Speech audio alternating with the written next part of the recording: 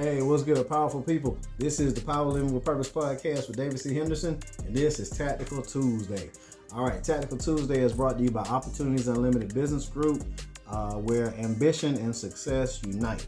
All right, that's www.weareoubg.com, www.weareoubg.com. All right, this Tactical Tuesday is always think long-term, even with short-term goals.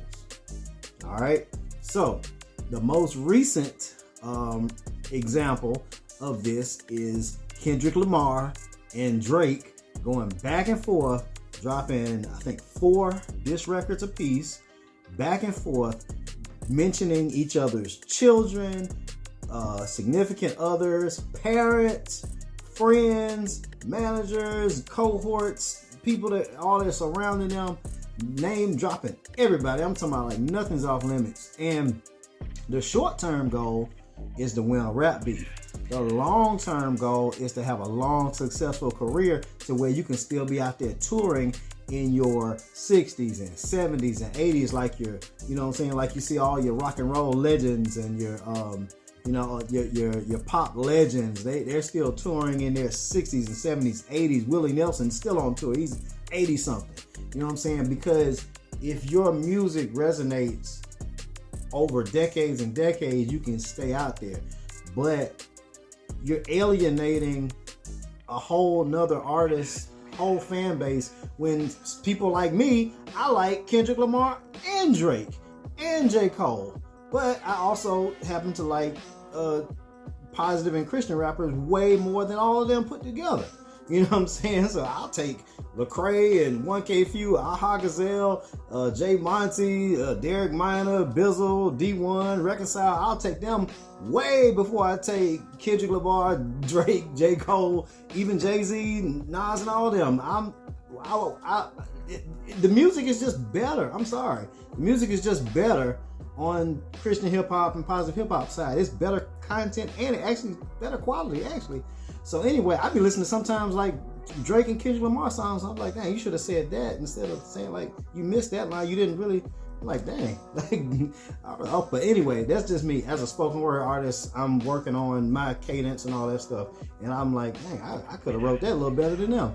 But anyway, so yeah, they're great. But they're great. They're all-time greats. Sure, that's true. They're all-time greats. But at the same time, you got people that like both of y'all. So now y'all making people pick a side. You know what I'm saying? And deep down, when you really like one person and that one person hates another person, now that person who really likes you is going to start looking at the other person with a little bit of hate. Like, I personally, I gravitate more towards Kendrick Lamar's music because it's more, it's more of the way I think, as opposed to Drake just wanting to party and all that stuff. But at the same time, I'm not going to condemn Drake for making music he wants to make, because if that's his personality, that's his personality. You can make however you want to make. There's like only maybe 5% of Future's music that he's made in his lifetime that I resonate with. Maybe only 2 or 3 songs out of his whole entire catalog that I resonate with. I think the rest of it is mostly trash music for people who want to listen to trash music. If you want to listen to drugs and guns and just sex music and all that stuff, great. Go listen to it. That's for you. Love it. Enjoy it. Thrive. Do that. That's what you want to do. Do that. I have no interest in that whatsoever. So as for me, as a fan of people who I gravitate to, who I can resonate with their music, you're still gonna create some animosity inside the fans of the people who really rock with you. You know what I'm saying? When you start going at somebody else. So you think you're winning, you're actually losing.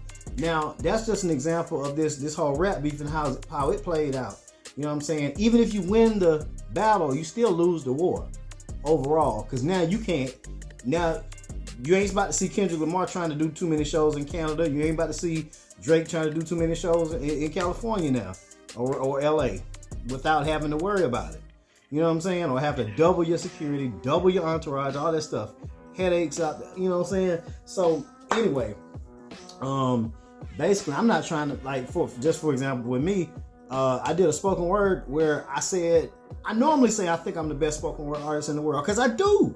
That's a fact. I just think that. But I'm not gonna diss other people because I think that I'm the best. You see, on my first person speaker, I put all the people that inspired me, and I want to work with them one day. I'm not gonna diss them just because I think that I'm the best. You know what I'm saying? I'm gonna let my work show. But long term, when it comes to typically your career or your business or your family and all that, think long term. So like, even when it comes to conflict, somebody walk up to you and they push you, or they want to fight and all that stuff. Me personally, I could have died when I was 19. It was a fight that I was about to get into, and I chose not to get into it. But years later, I talked to the guy who I was about to get into the fight with, and I was like, man, did you have a gun on you that day? And he was like, yeah, me and my homeboys all had guns. I was like, dang, so y'all probably would have shot me, huh? He's like, yeah, we probably would have. And I would have been dead at 19. I wouldn't be here today. I wouldn't be talking to you right now because of the decision I made. I thought long term. I was like, might win this fight right now, but it may not come out too good when I really think about the big picture. You know what I'm saying? So I would have been dead at 19 instead of still alive at 41. So long term, think long term, not short term. Even when you got short term goals, still think long term. All right. And I might do a part 2 to this eventually, like to just give more examples. All right. But since so much of this was consumed up with the whole Drake and Kendrick Lamar foolishness, I mean, you know what I'm saying? Like I said, if you know, in my first person speaker, like I said, you know what I'm saying? Like, to be the best, you don't have to stand up and beat your chest to show that you the best.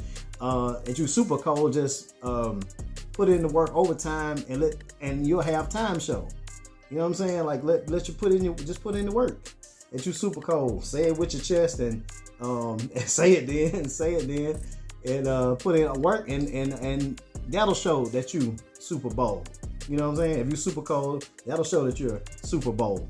But anyway, so make sure I go back and watch that. But anyway, that's it. Tactical Tuesday. Always think long term, not even with short term goals. And don't be willing to win a battle and eventually lose a war. You know what I'm saying? It's just not worth it. So, all right, that's it. Stay powerful, my friends. God bless.